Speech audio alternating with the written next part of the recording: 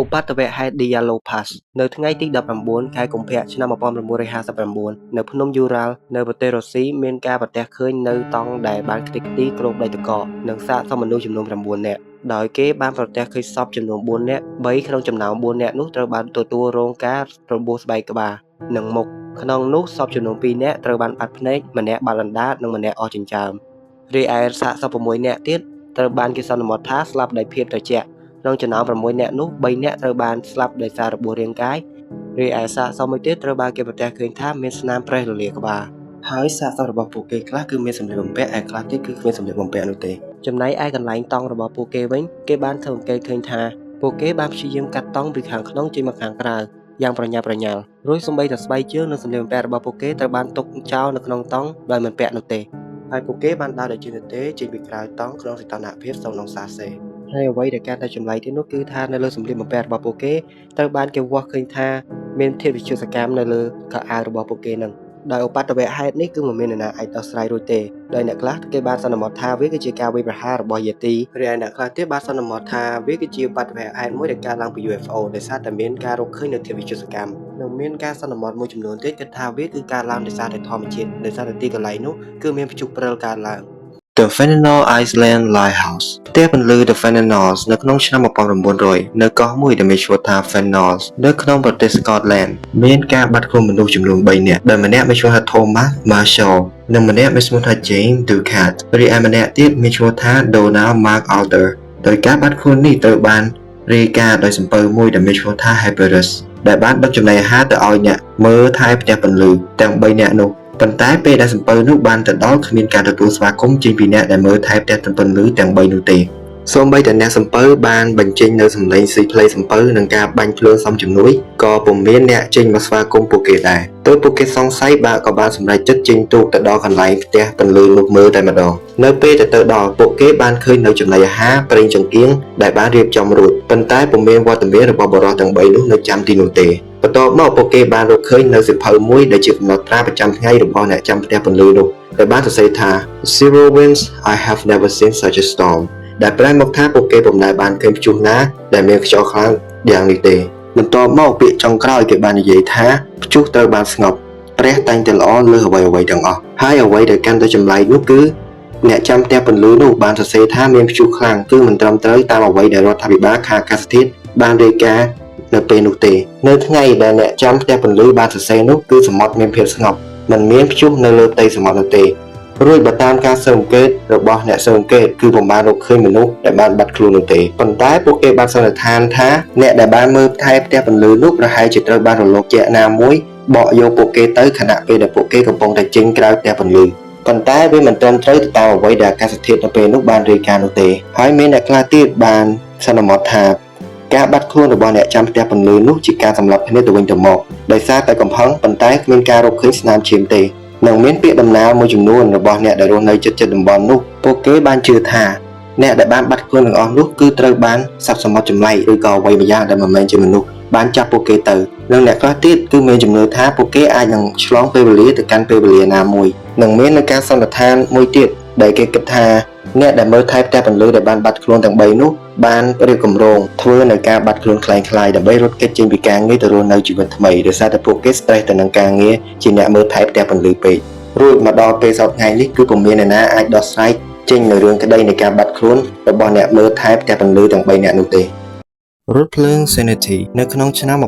1911មាននៅរថភ្លើងមួយដែលបានគ្រប់គ្រងដោយក្រុមហ៊ុនមានឈ្មោះថា Sanity Company នៅក្នុងប្រទេសអ៊ីតាលីដែលបានចេញដំណើរពីរ៉ូមជាមួយនឹងអ្នកដំណើរ100នាក់ទៅកាន់ Le Qualia ហើយពួកគេត្រូវជិះឆ្លងកាត់នៅរូងភ្នំមួយដែលមានចម្ងាយ1គីឡូម៉ែត្រដែលជារូងភ្នំមួយដែលវែងដែលមិនដែលធ្លាប់មានពីមុនមកនៅពេលដែលរថភ្លើងនោះបានចូលទៅក្នុងរូងភ្នំហើយមានមនុស្សមួយចំនួនបានចាំមើលរថភ្លើងនោះចេញនៅរូងភ្នំម្ខាងទៀតប៉ុន្តែមនុស្សទាំងអស់នោះបានឈោងចាំមើលយ៉ាងយូរពុំបានឃើញនៅរថភ្លើងនោះចេញមកខាងក្រៅនោះទេទើបមនុស្សនៅទីនោះគិតថា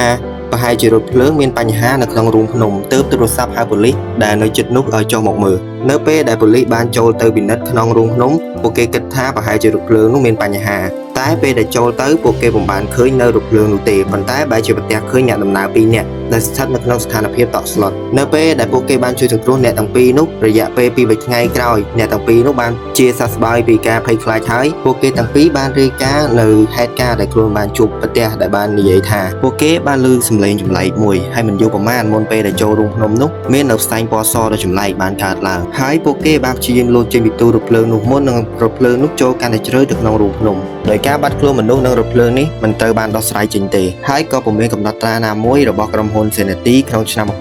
1911បានកត់ត្រាអំពីការបាត់ទូរថភ្លើងផងដែរប៉ុន្តែនៅមានមតិមួយចំនួនគិតថាក្រុមហ៊ុននេះគឺព្យាយាមបិទបាំងនៅរឿងរ៉ាវទាំងអស់អំពីការបាត់ខ្លួននៅរថភ្លើងមួយនេះហើយក៏មាននៅពាក្យដំណើរតគ្នាមួយដែលបាននិយាយថារថភ្លើងមួយនេះគឺត្រូវបានឆ្លងពេលវេលាទៅកាន់ពេលវេលាផ្សេងទៀតដោយសារមាននៅពាក្យដំណើរមួយអំពីការលេចឡើងនៅរថភ្លើងដ៏អាចកំបាំងនឹងអ្នកដំណើរមកពីអ៊ីតាលីនៅក្នុងកំឡុងឆ្នាំ1950នៅក្នុងប្រទេសមេស៊ីកូប៉ុន្តែពុំមានកំណត់ត្រាណាជាក់លាក់ឲ្យបានដឹងអំពីរថភ្លើងនេះទេសរុបមកការបាត់ខ្លួននៃរថភ្លើងនេះត្រូវបានខ្លាចជារឿងអាថ៌កំបាំងរហូតមកដល់សប្តាហ៍ថ្ងៃនិងខ្លាចជារឿងដំណាលតគ្នាបុរសមកពីប្រទេស Tyrant នៅក្នុងឆ្នាំ1954មាននៅបរិសម្នាក់បានធ្វើដំណើរមកដល់ពលានយន្តហោះ Haneda ទីក្រុងតូក្យូប្រទេសជប៉ុនបរិសនោះបានបង្ហាញនៅប៉ាសពតទៅកាន់មន្ត្រីគយហើយមន្ត្រីគយបានពិនិត្យឃើញនៅភាពមិនប្រក្រតីទៅលើប៉ាសពតរបស់បរិសម្នាក់ហ្នឹងដែលបានឃើញថាបរិសម្នាក់នេះបានមកពីប្រទេសមួយដែលមានឈ្មោះថា Tyrant ដែលពួកគេពុំដែលស្គាល់ពីមុនឬធ្លាប់បានឮពីមុនមកទេនៅពេលនោះមន្ត្រីគយបានឃាត់សាកសួរអំពីប្រទេសរបស់បរិសម្នាក់នេះបរិសនោះខំរៀបរាប់អំពីប្រទេស Tyrant ដែលជាប្រទេសមួយដែលនៅចន្លោះប្រទេសបារាំងនិងប្រទេសអេស្ប៉ាញហើយបានកើតឡើងតាំងពីជិត1000ឆ្នាំមុនបន្ទាប់មកគាត់បានចង្អុលទៅលើទីតាំងប្រទេស Tyrant នៅលើផែនទីប៉ុន្តែមន្ត្រីគយនៅទីនោះបានប្រាប់បរិសនោះថាទីកន្លែងដែលគាត់កំពុងតែចង្អុលនោះគឺមិនមែនជាប្រទេសទេតែជាកន្លែងមួយដែលមានឈ្មោះថា Adoraពេលនោះបរិសម្នាក់នោះពិតជាខឹងខ្លាំងមែនទែនចំពោះមន្ត្រីគយហើយបរិសនោះនិយាយថាគ្មានទីកន្លែងឈ្មោះ Adora ទេ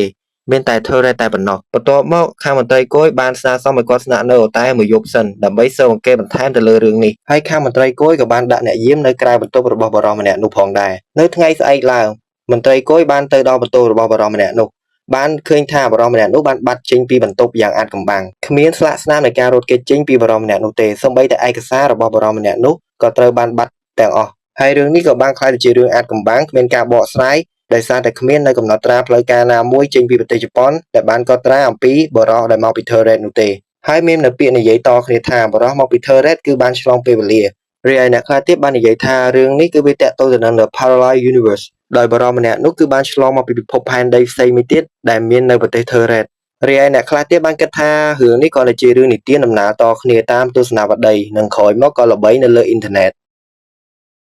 យន្តហោះ MH370 នៅថ្ងៃទី8ខែមីនាឆ្នាំ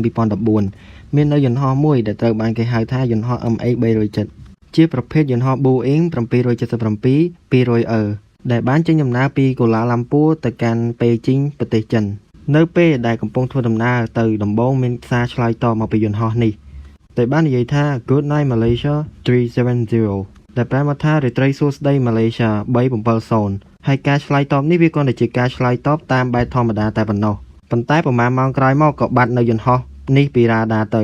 តាមការស្រាវជ្រាវបានឃើញថាយន្តហោះមួយនេះមិនបានធ្វើដំណើរទៅប្រទេសចិនទេប៉ុន្តែបានបកក្បាលមកវិញហោះតម្រង់ទៅកាន់សមុទ្រឥណ្ឌាទៅវិញដោយការតាមដានតាមរ៉ាដានេះគឺមិនសូវច្បាស់ប្រមាណនោះទេតែគេគិតថាយន្តហោះនេះហោះត្រង់ទៅកាន់សមុទ្រឥណ្ឌារួចអស់សាំងបណ្ដាលឲ្យយន្តហោះនេះបានបាត់ខ្លួនពីរ៉ាដានឹងមិនទាន់បានរកឃើញសូម្បីតែប្រអប់ខ្មៅរបស់យន្តហោះនេះមានការសន្និដ្ឋានផ្សេងគ្នាអំពីការបាត់ខ្លួនដោយអាថ៌កំបាំងនៃយន្តហោះមួយនេះដោយការគិតមួយគេគិតថាដោយសារតែយន្តហោះនេះបានអស់សាំងនៅខណៈពេលដែលកំពុងតែជិះរីឯការសន្និដ្ឋានខ្លះទៀតបានគិតថានេះគឺជាការធ្វើអត្តឃាតរបស់ Pilot ដែលបានបង្វែរទិសដៅយន្តហោះធ្វើដំណើរតម្រង់ទៅកាន់សមុទ្រតែម្ដងហើយការសន្និដ្ឋានមួយចំនួនទៀតបានគិតថាវាអាចជាប់តាក់ទងទៅនឹងអំពើភេរវកម្មប្លន់យកយន្តហោះនៅមនុស្សមួយចំនួនបានគិតថានេះអាចជាការលាក់កំបាំងសម្ងាត់របស់យោធាដែលបានច្រឡំបាញ់ទម្លាក់យន្តហោះ MH370 ប៉ុន្តែពុំមានអ្វីមកបញ្ជាក់បាននោះទេហើយនឹងនៅមាននៅពាក្យចាចាមរាមខ្លះបាននិយាយថាយន្តហោះនេះអាចជាប់តាក់ទងទៅនឹង UFO និងខ្លះទៀតគិតថាវាគឺជាការឆ្លងពេលវេលាប៉ុន្តែមកដល់សប្តាហ៍ថ្ងៃនេះពុំមានការរកឃើញនៅយន្តហោះមួយនេះឬក៏ប្រអប់ខ្មៅរបស់យន្តហោះមួយនេះឡើយ DB Cooper នៅថ្ងៃទី24ខែវិច្ឆិកាឆ្នាំ1971មាននៅរឿងនៃការប្លន់យន្តហោះមួយបានកើតឡើងនៅសហរដ្ឋអាមេរិក ដោយមានបរិសម្នាក់មានឈ្មោះថា Dane Cooper បានធ្វើដំណើរលើយន្តហោះទៅកាន់រដ្ឋ Washington នៅលើយន្តហោះនោះ DB Cooper បានហុចនៅกระดาษមួយទៅកាន់អ្នកធ្វើការនៅលើយន្តហោះនោះដែលបានសរសេរថាខ្ញុំមានគ្រាប់បែកហើយបានស្នើសុំលុយចំនួន$200,000ដែលវាមានតម្លៃប្រហែលជា$1,000,000សប្តាហ៍ថ្ងៃនេះនិងស្នើសុំឆ័ត្រយោងចំនួន4រួមជាមួយនឹងការចុះចាក់ប្រេងឲ្យពេញទៅលើយន្តហោះផងដែរបន្ទាប់មកខាងប៉ូលីសយន្តហោះនៅ Seattle បានរៀបចំលុយចំនួន$200,000សម្រាប់ DD Cooper ជាថ្នូរនឹងការដោះដូរអ្នកធ្វើដំណើរនៅលើយន្តហោះមួយនោះហើយបន្តមកទៀតយន្តហោះនោះក៏បានបន្តដំណើរទៅកាន់ Mexico បន្តទៅទៀតប៉ុន្តែតាមផ្លូវនោះ DB Cooper បានលោតចុះពីលើយន្តហោះដែលអាកាសធាតុយប់នោះមានភ្លៀងខ្លាំងនិងពិបាកកំណត់ទីតាំងដើម្បីចុះចតបន្ទាប់មក FBI ក៏បានបើកការស៊ើបអង្កេតទៅលើរឿងក្តី DB Cooper នេះខាង FBI បានគិតថា DB Cooper ប្រហែលជាមិនមានជីវិតនោះទេព្រោះនៅក្រោមយន្តហោះនោះគឺសុទ្ធតែជាព្រៃនិងភ្នំហើយនៅប្រហែលឆ្នាំក្រោយមកគេក៏បានរកឃើញលុយกระดาษប្រាក់ចំនួន$20ដែលបានកប់នៅនឹងដីហើយកระดาษប្រាក់នោះហើយដែលជាលុយដែលបានប្លន់របស់ DB Cooper ប៉ុន្តែនៅលុយជាច្រើនទៀតដែលមិនទាន់រកឃើញហើយរឿងក្តីនេះត្រូវបានបិទបញ្ចប់នៅក្នុងឆ្នាំ2016ដោយក្លាយជារឿងអាថ៌កំបាំងមិនអាចដោះស្រាយបានសូមអរគុណអ្នកនរគ្នាសម្រាប់ការតាមដានទស្សនាវីដេអូមួយនេះពីដើមរហូតមកដល់ចប់បើសិនមកចូលចិត្តនៅវីដេអូមួយនេះសូមកុំភ្លេចជួយចុច Share និងចុច Subscribe ដើម្បីទទួលបាននូវវីដេអូថ្មីៗបន្តទៅទៀត